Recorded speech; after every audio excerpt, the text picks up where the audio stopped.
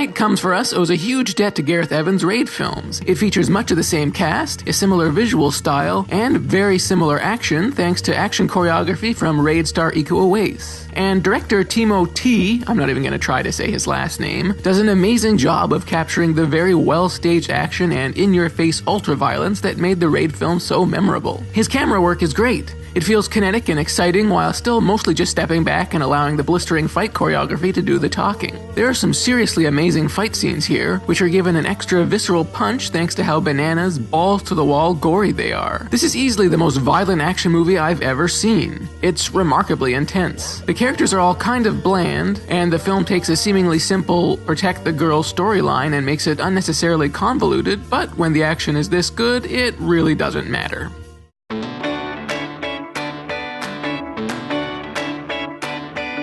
Speaking of comparing movies to other movies, I think it's impossible not to compare Anna and the Apocalypse to Shaun of the Dead. Aside from the fact that they're both UK-based horror comedies about zombies, and aside from the fact that it's hard not to compare any zombie comedy to Shaun of the Dead, the comparison feels particularly apt here, with many scenes and sequences that feel like they're paying direct homage to that movie. But Anna and the Apocalypse is so good that even when comparing it to a film as inarguably great as Shaun of the Dead, it still comes off quite well. It might be some of the most fun I've had at the movies all year, with a peppy sense of energy, memorable set pieces, a very likable group of characters, and catchy songs. Yes, songs. Anna and the Apocalypse is a full-out musical, and it works surprisingly well. A lot of the action and horror stuff isn't nearly as memorable as everything else, but it's a minor complaint for a very fun film.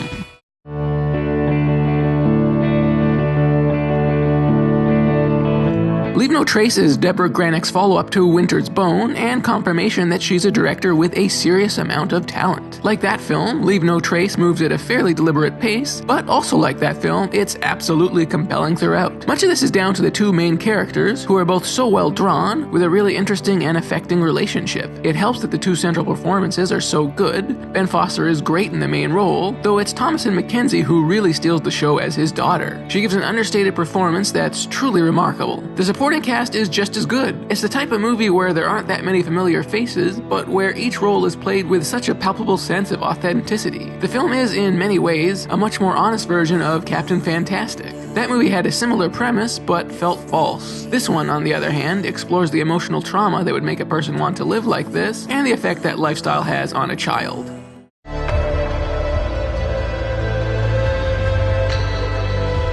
Upgrade just pushed all the right buttons for me, with its unique combo of interesting sci-fi, balls-to-the-wall R-rated action, and some film noirish crime shenanigans mixed in for good measure. It basically took a bunch of stuff that I like and crammed it into one movie. So yeah, it's great. Director Leigh Whannell does a pretty amazing job here, with some nifty sci-fi world building that brings us a future that feels real and lived in, a nice dose of style, and some seriously memorable action. Without spoiling anything, the film features a central conceit that allows Whannell to do some fairly unique things with the action, and it works very, very well. Plus, how do you go wrong with a movie where someone has a shotgun embedded right into his arm that he loads by flexing?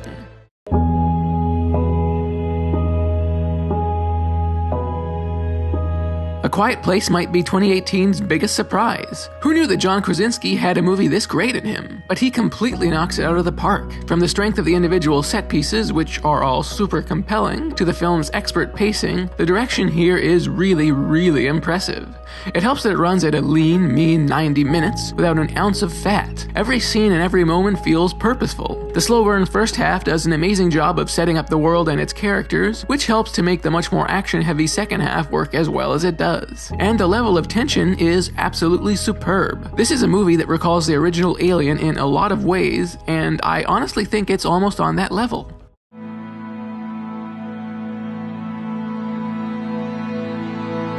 Though Netflix has been getting a little bit better about promoting their original movies and not just randomly dumping them onto their service and hoping that people discover them, many of their films still fall through the cracks. Case in point, Caliber, one of the best movies of the year, and the best movie of the year that you probably haven't heard of. This is a downright electrifying thriller about a hunting weekend gone awry, and an absolutely amazing first film from writer-director Matt Palmer. The movie has a slow burn intensity and a restrained sense of style that's clearly the work of a man with a great deal of talent. Palmer does a seriously effective job of making us care about the two main characters, and giving us a good sense of the dynamics of the small town they find themselves in before he starts turning the screws. And once those screws do get turned, concerned, the film is remarkably intense. Circumstances go from bad to worse for the two men, but never in a way that feels artificial or contrived. The characters do some pretty horrific things, but you always understand why. There's a grim sense of unstoppable momentum to the events of the movie, and it is absolutely captivating to watch.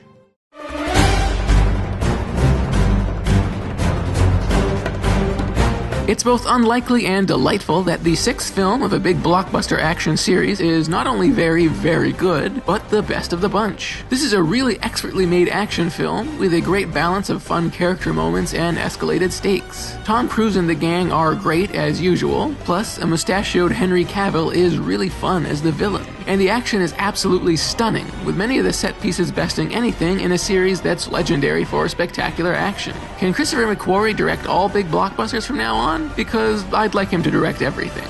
The film is crammed to the gills with stunning action, from the brutal bathroom fight that might even best True Lies, to the thrilling car chase on the streets of Paris, not to mention the spectacular helicopter chase that caps the film. Aside from the fact that all the action is brilliantly conceived and perfectly directed by McQuarrie, there's just something indelibly amazing about knowing that Tom Cruise really did all those stunts himself.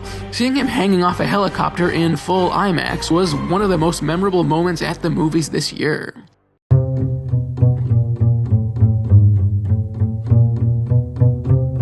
Wes Anderson continues to be a surprisingly great director of animation. You'd think this wouldn't necessarily be a big deal, but even legendary directors like Robert Zemeckis and Steven Spielberg have struggled when trying to translate their talents to animated films. Anderson, however, has absolutely nailed it. The very handmade stop-motion animation that he employs here allows him to take all of the hallmarks of his very distinctive style and condense them into something that could never in a million years be mistaken as anything but a Wes Anderson film. As a fan, nothing could delight me more. And this movie, about a group of dogs on a journey in a retro-futuristic Japan, is absolutely delightful. Aside from the enchanting style, and seriously, I don't think there's a single frame of this movie that isn't breathtaking to look at, the movie is crammed with memorable characters, it's fun, funny, and exceptionally entertaining. It's also one of the most charming cinematic representations of the unique bond between dogs and humans that I've ever seen.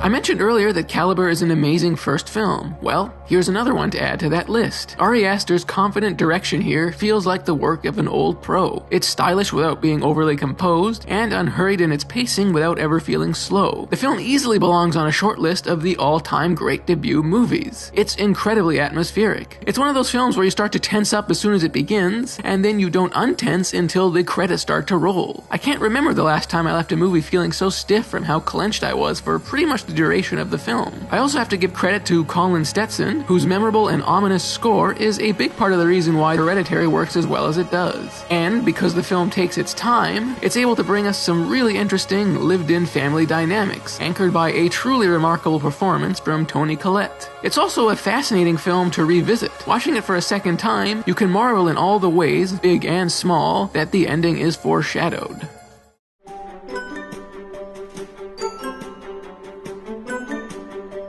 Of course, Paddington 2 is my favorite film of the year. I knew it was almost certainly going to be when I watched it back at the beginning of the year, and every time I've watched it again since has just confirmed what an utterly charming and delightful movie it is. I'm not even kidding, I think it might literally be the most delightful film ever made. It's just the absolute perfect blend of fun adventure and whimsy and heartwarming character moments, not to mention the endearing sense of earnestness. There isn't even the tiniest bit of snark here, and it makes for such an engagingly old-fashioned kids film. Paul King's direction is absolutely perfect. He fares just as well with the more low-key character moments as with the requisite action, and the film is perfectly paced. It never feels like it's pandering to children. It moves just as fast or as slow as it needs to. It also has a great sense of style, with nods to people like Wes Anderson, Charlie Chaplin, and Buster Keaton. Ultimately, though, the movie works as well as it does thanks to Paddington himself. In a year with so much depressing negativity constantly on the news, a character like Paddington, with his warm optimism and his steadfast belief in the power of kindness, is just what the doctor ordered. And now, without comment, here's my bottom 10, set to Joe Pesci's ill-advised 1998 rap song, Wise Guy.